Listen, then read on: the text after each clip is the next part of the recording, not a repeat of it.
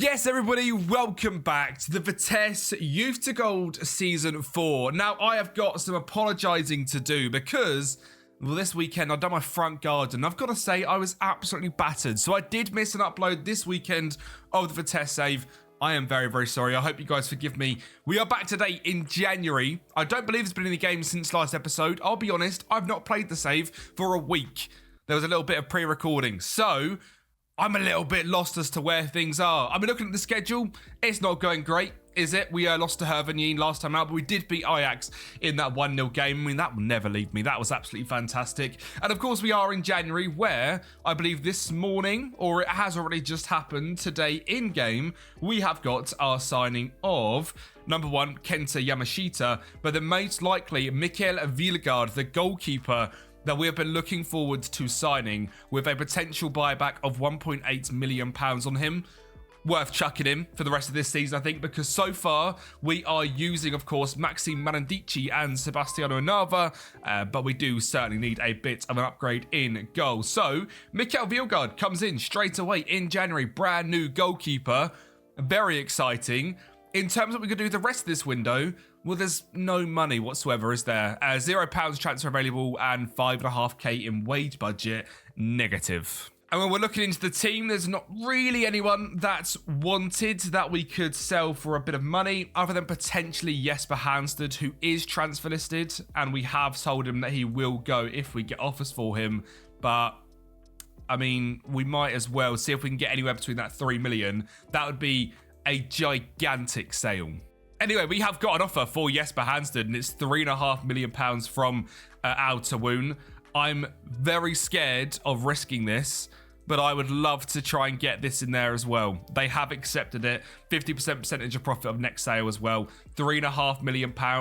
He was a free agent deal. He was great last season, not been good this season. £3.5 million with 50% future is insane money. But I'll be honest, I've completely forgot who Kenta Yamashita is, but he's a 5-star centre-back coming in from the non-leagues of Japan on a free contract, which is fantastic. He can go into the young Vitesse squad, DM or centre-back, decent enough centre-back, decent speed. Yeah, quite like him at 18. And then, of course, once we get that money for Hanstead, we are looking into a new striker and using the method which we uploaded on the main channel the other day, where we are looking into kind of like other clubs that have fantastic youth academies around the world. We also need a striker to replace Hanstead. Yerson Solano looks incredible from Colombia. 5'7", nippy striker, 17 dribbling, great determination, 10 finishing, 10 composure. Isn't the best, but he is certainly an option. Past that, we've got Keijo Ito, who is potentially a little bit cheaper, looking at a good finishing composure, good bravery, good speed. Very good options here. Jimmy Idris, not quite as good, I don't believe, looking into his stats. Of course, the other ones we can be looking at are the under-19 youth international caps now as well. Is there any strikers on here which could potentially be good? China, Lebanon, and Somalia. Yu Yang, I mean, he is, again, quite good, isn't he? 12 finishing, 11 composure, 16 flair, not the quickest of players. Ahmed Ayoub, good technique, finishing composure, again, not the quickest of players. And then what about youth international appearances as well? Is there any of them and strikers from good nations which potentially stand out? An Albanian, Elmel Yameri from Bromacliana, 16 determination, 12 finishing, well, 13 finishing, 12 composure, good speed. I mean, comparing him to someone like Erik Brownsma, what are we looking at here? To be fair, very similar in terms of stats. Brownsma does dominate him mentally. Brownsma is actually really, really good, isn't he? Let's give him his credit there. Brownsma is quality. Austrian, Benjamin Demel, 17 bravery again, but good speed, good composure and finishing. He looks quite good. Bosnia is normally an okay place. China, Colombia, we've seen. Ghana, Najib Baluyu from Hearts of Oak. He looks okay, but for that price, he's actually really, really good. Ivory Coast, Lajo Mahenbo, 16 first touch, 17 flair, great speed, but Probably lacks the finishing. I suppose the final guy on this list, who's wanted by Lyon and Verona, is Martin Hugo. 16 determination, good finishing first touch, decent enough composure, good speed, 6 foot tall. Looks quite good.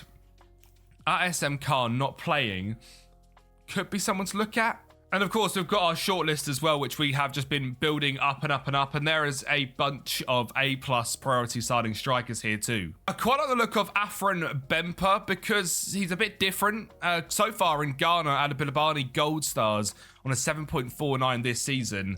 He's a 6'4", 16 jumping reach striker. Okay determination, but just £70,000, just 18 years of age. Could be a pretty good signing for just 70k. And I think maybe that's the route I want to go down, because if I'm not mistaken, this is the saver. We have got Issa Kouassi, who could also be another striker option for us. And his value's crazy. So just getting in a bit of a different profile up front as sort of another striker in a Friday Bemper could be a really good shout. If we ask the agent, wage-wise, going to want basically nothing. I mean, the price is so cheap. Probably worth trying to get him in, £57,000. And he looks really good. And I think what I will also do if we do sell Hanstead, if he ends up going, is trying to get just a bunch more players like that free agent Japanese player that just joined, and more like Afran Bemper that come in for this sort of price on this sort of wages. Now that we've got a little bit of money, I think it's worth just trying to invest in the youth a little bit more, bring in players like this, and that would be fantastic. And I think I have found a bunch of them 3 agents that are going to join the club. And a few of them are on a little bit of money. A few of them are literally costing me around £50,000. But we'll get into them in a little bit. Because first, we have got PEC Zwolle away from home, which is an absolutely massive game. Of course, we are sitting down in 15th place. These are in 12th. And we're going to play this 4-4-2 system and try and do something against Zwolle. Obviously, just 4 points away from us, but we are away from home. It might sound a bit sad, but I would take a point from this game. But sadly, we have indeed gone 1-0 down. Once again, I was on only commentary. A ball whipped in, and Bentayeb scores. I was thinking things were going very well. I mean, we're on top in shots, on top on target, and, you know, doing well on possession. And then I kind of clocked it was 1-0. I thought we hadn't said anything in 30 minutes. Things must be going well. Of course not. Maybe we can see something building from the back. Beckham Baker. I mean, that's not building from the back. That's just a lovely ball. Eric Brownsma. I mean, that is what we call direct counter-attacking football. Bang, bang, bang. And Eric Brownsma scores. And it's 1-1. That ball from Beckham Baker was absolutely insane. Just absolutely. That was like a prime Beckham. The ball had spin on it. Brownsma brings it down like he's a prime Ruud van Nistelrooy. He scored from outside the box. Not Van Nistelrooy. But a lovely finish, and it's 1-1. And then we have a highlight directly from kickoff, which always really scares me, because normally it means your players have been celebrating a little bit too much, and you'll often concede. You never know, you might even build down the other end and grab 2 quick goals. It's Romeo Lee Anderson into Brownsma, out wide to Beckham. Can he beat his man? He can indeed. Brownsma's in the box, find him, low and hard. Doesn't quite, sets it back. Romke, Wataro, you know you can hit it. Aruna Ouattara. Bang. Like that. 1-0 down to 2-1 up. A screen from Ouattara. A lovely goal from Brownsma. And that was a well-worked move. Maybe the week off for these lads in real lifetime has given them a bit of time to think about what they've done. A lovely ball from Romke. Takes a touch. Settles himself. No deflection either. Lovely finish. And at half-time, we're actually winning a game of football, which seems not often for this save. But set pieces are something that often we come unstuck by. Oh my God, maybe not. Honestly, we might have figured things out here. We might be away for a week and these lads are just, they're like, oh, please play with us more. Oh no. Oh no. He's put it wide. That was nearly hilarious. I'm also aware that I've just made my players and Football Manager sound like Toy Story. It is the 70th minute. I've been kind of not making any changes just yet because things have been going so well. But if we concede here, I will live to regret that. Verlinden in behind. I mean, that's just not fair. Why would you pass that? That's not fair. Bentayeb scores. It's 2-2. I was absolutely certain he was going to shoot, and so was Vielgaard. Poor guy in goal. Anyway, let's try and see if we can make a change then. We will bring on Verips for Crawford. We will bring on Falf for whatever his name is. Beckham can stay on. Jensen's not playing well. He's not played well all season. And we'll get Puentel over on that left-hand side. And we'll keep it at that for now.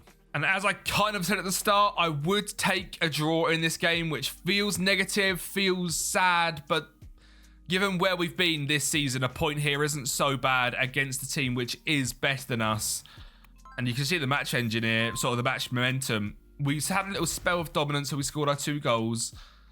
I would walk away from here 2-2 quite happy. And that is exactly what we're going to do. I'm actually very happy with that. We've now got 4 points down to relegation as a gap, which is nice. And keeping tabs with everyone ahead of us, which this is actually a really good result. And what makes it even better is the massive sale of Yesper at Hanstead. A really good player for sure in the second tier, but up here in the top tier has not quite been the same.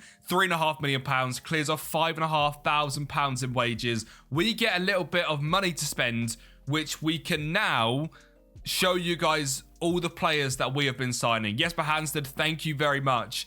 That feels like a fantastic sale on my behalf. I mean, 50% future for sell-on as well. That's unreal. So welcome to our 5 new signings. Tomasz Martiakin, a Czechian right wing-back is what I see him as, with great crossing, marking, tackling technique, good determination, great speed, 5'9", really good defensive stats, a fantastic signing. This one was a guy that cost me £50,000. Next up is our brand new striker, Afran Bempa, the 6'4" Ghanaian striker with 16 jumping reach who we've seen already. Of course, just £57,000. Next up was Ange Toure. I actually couldn't see any of this guy's stats whatsoever, but he was free and a capped Ivory Coast youngster, 18 years of age. I don't hate him whatsoever, actually. He's quite good for free. 4-star potential ability. He can stay in the young Vitesse squad. This guy really intrigues me. Philipp Ustein. He is an Austrian winger. 16 determination, great speed, good finishing. Again, on a free agent contract, just 18 years of age. Will turn 19 soon enough, but wanted by a few big clubs as well. Of course, on that free agent deal, playing non-league football for SG Fortuna Wir Neustadt. Obviously, caps the Austrian under-21s. Really excited by him. And finally, a striker which has been released from Juventus. Oh, he's good. Jonathan Balani, 12 finishing, 12 composure, 16 determination, 16 flair. Not the quickest of players, but good finishing and composure. 6'1". Certainly going to come up straight into the first team. Didn't really play many games for Juventus whatsoever, was released, wasn't picked up by anyone until we have just picked him up. £700 a week. I really like this guy. I think he's actually really exciting. Great determination and flair. Finishing, composure, first touch. Physicals obviously are outstanding, but if they get to 10s or 11s and strength goes up to 16, 17, jumping reach 11, 12, Jonathan could be a really exciting player as well. And of course, the beauty of all of them signings is that we spent £100,000 on them. Balance now up to 4.7 million because of that huge sale. Recruitment budgets, we can probably adjust it so the wage is a bit more covered. We can indeed. In fact, we can have it. So maybe for the first time this season, Christ, there is 25 quid. Can I change it a little bit more? I can. We can have it. So there is no wage budget left that's over, and we've got transfer budget left. We need to put a little bit into scouting at some point as well, which I suppose we might as well actually just go back on what I just done because we need to spend money on scouting. So that was all completely and utterly pointless, just so we can continue scouting the whole entire world. But that, I would say, is a very successful January window. I mean, that is a lot of signings, isn't it? But just £800,000 spent. Now £4.3 million raised because of that huge sale. And as we know, there will be a point where that clause can potentially come in for us. Obviously, we have sold a lot of our clauses. But I'm hoping that's the sort of one which could be really good for us. Raimov could be good for us at some point. Boussaid could be good for us at some point. And now we know Jesper Hanstead as well. Hopefully goes on as a good career at Al Tawoon, where he becomes a bit of a star there in Saudi, because that could be great money for us down the line. Now, the difficult thing is that our next game is against Feyenoord, and we will play that for the fun of it. I'll then probably play Almere City off camera and then play FC Groningen as the final game of this episode. Maybe Den Bosch as well. I'm not 100% sure, but definitely will get through the rest of January. Feyenoord, Groningen, maybe Den Bosch. Now, this wasn't expected, but there is a debut, and it's Marty Akan at right back because both Verips and Crawford are both injured, which means we need to use one of our new signings straight away. We're against the final side that sits second in the table, 1 point off AZ, one of the best teams in the league, led by Daniel Maldini up front. Can we stop Feyenoord? Hopefully not because of a set piece we lose this game. Vanzelos does head clear, but Hwang Yin Bum finds Stein out on that left-hand side, cuts inside and puts it top bins. Well, that's a lovely finish. Unlucky Vielgaard, another goal conceded. It's 1-0 Feyenoord. Smith whips it in. Good headed clearance. Oh, we really need to be on them second balls. Sleety on the left-hand side. Stop him from crossing it in. Blorn Kurtulus. Sleety does get a crossing. Leo Sauer. Leo Sauer, boy, one of my favourite players on FM26. Fun to play against him, I suppose. And as we've said the whole time, through these sort of bigger leagues now we're facing up against the big teams, really fun to play against these sides. I will say, match momentum, a really good first half from us. Like, we're 1-0 down due to basically a set piece, but things have gone very, very well. And we could go into the half-time at 1-1 here. Abel finds Brownsma wide on the left-hand side. Holds up the play a little bit. Sends it back to Ouattara, who gives Stein the ball, which, if you didn't know Ouattara, that's the wrong team, my friend. Sleety, Stein, Jensen, well done. We'll take half-time. Look, random highlight to finish off, but a 1-0, down at half-time against Van Persie's Feyenoord. Stats-wise, pretty even, to be honest. Very, very happy with that. And you know what? I love a storyline, and I love a young striker from Ghana coming on up front and scoring the winning goal in this game. I mean, how fun does that potentially sound? Does it sound likely? No. Does it sound fun? Yes. And I also want to see Dyer Domini on the pitch as well, so I'm going to make that triple rotation, which is going to completely mess us up out of possession, which is fantastic. I think we do that, and then we need to change that. And we then have it. Bosch. Dyer Domini and Bemper. Bemper, just playing in Ghana in the non-leagues, now up against Feyenoord. Come on, lads, let's see if we can work some absolute magic. I mean, oh my God, he's massive in the box. Bloody hell, he's huge. Ouattara, Lee Anderson, Jensen, play it wide. I don't want to see a cross. I want to see a back post cross or a low driven. Marty Yakin, Bemper. Oh my God. Oh, the story was written. Marty Yakin to Bemper, and he gets up above everyone. Heads just over. Straight away, he's on the map. Friday Bemper, that is a beautiful start. Unlucky. And with just 2 minutes left in this game and now nothing left, I think we can leave that with our heads held high. I mean, 1-0 against Feyenoord. Gave it to him all game long. That is a very impressive performance, considering last season we'd have struggled against young Feyenoord to now come into this game and do really well against the main team. I am very, very happy for that. And again, we don't get battered, which means our goal difference doesn't take an absolute tonking, which is good. I mean, just looking into our goal difference, negative 18 is already way too low. So these last two games, to have just one goal is good. We're going to play against Groningen next, and I think we will play against Den Bosch as well. Then again, though, like, the thing is, this season, it's so hard to just not come back for every single game because there is huge games every single month. So, you know what? We're going to play against Almere City off camera, play against Groningen, and then next episode, we're going to have to play Den Bosch and Rotterdam. Probably not do Fortuna Sittard, but then maybe do Go Ahead Eagles.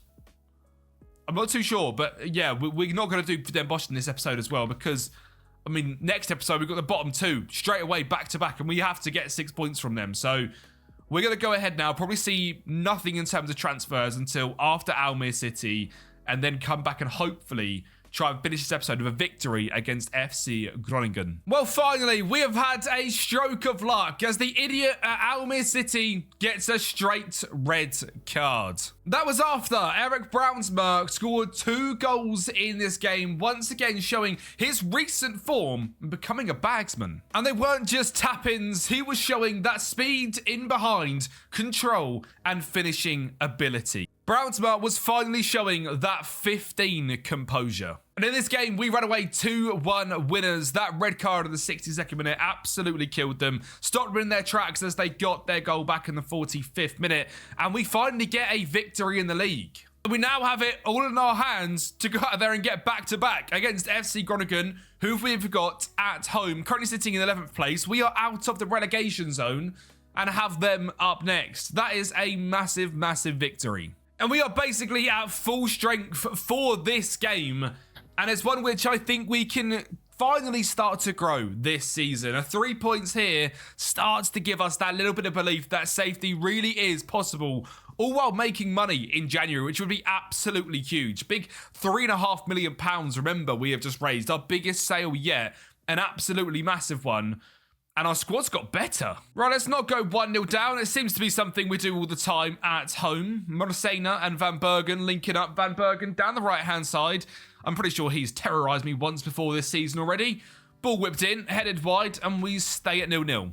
Go on, boys. It'd be lovely to see a highlight from us. Oh, Tish Eusting. I remember him from last year's Moneyball Groningen rebuild. What a player he is. Yeah, I love Tish Eusting. He's an absolute baller. Williamson I remember as well, but Eusting, what a player. We're 1-0 down. I'm just mesmerised by Tish Eusting. I've not seen that name in about a year. What an absolute hero. I mean, if you've never used this guy, he is really, really good. Really well-rounded. Of course, I'm glazing opposition right now. We are 1-0 down. We need to kind of stop doing that. And they have got a throw-in whipped in. And Eusting back out to Van Bergen. Can we get the ball back in counter? At home, we really are bad, aren't we? Or are we? Yeah, we are, aren't we? Murkea down the right-hand side. Still alone. Oh, my God. He's just drifted past everyone. It's 2-0. Oh, no. Surely not. Right on the stroke of half-time. Miles over. 2-0 down at half-time, though, is not good.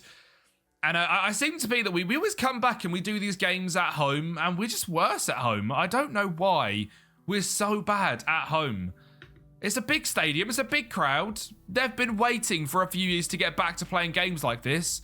And now we're showing it to them. We're just getting battered left, right, and centre. I mean, these poor fans don't deserve this in the home games, that's for sure. It's been a very strange season. I will say we are still on the kick-off highlight, which is strange, given it's the 46th minute and a half. Brownsma finds Danny Avila on the edge. Oh my God, it's a lovely effort. Good save. We've got a corner. Very long highlight, this one. We've got another in just the 51st minute with Jordan on the left hand. Oh my God, and he just gets dispossessed so easily. Oh, but where Tara is there. Brownsma, quick counter. Jensen. You've just passed it to the goalkeeper, Jensen. Oh, I thought we had something. I've literally just got him about to come off. I mean, that's a really good effort. I probably shouldn't take him off. Oh no, it's Jensen I've got coming off because he's been absolutely woeful once again. Possibly the most disappointing player of this save so far might be Jensen. I thought I was getting an absolute hero over there, and Beckham's not been great either. But Jensen in particular has been horrendous. Another set piece for Groningen. It's Rein on the ball. There's an edge of the box. So easy to find. He doesn't do it. Backstick instead. Veelgaard saves, but it drops back to the man. And it's 3-0. Can we get a goal back? Give us a little bit of hope. Beckham. Oh, I just don't know what to do with this team. Oh, that had to be a goal. I just feel like we're not good enough. And I'm really surprised we're not good enough as well. And I have released the tactic, the 3-5-2, as a tactic on this channel. I am so tempted to go back to it because it is something we created throughout this series, which is incredible. I now just can't seem to get a tune out of these players whatsoever. And I'm wondering if we just go back to what we know. We could do it with the players we've got very, very easily.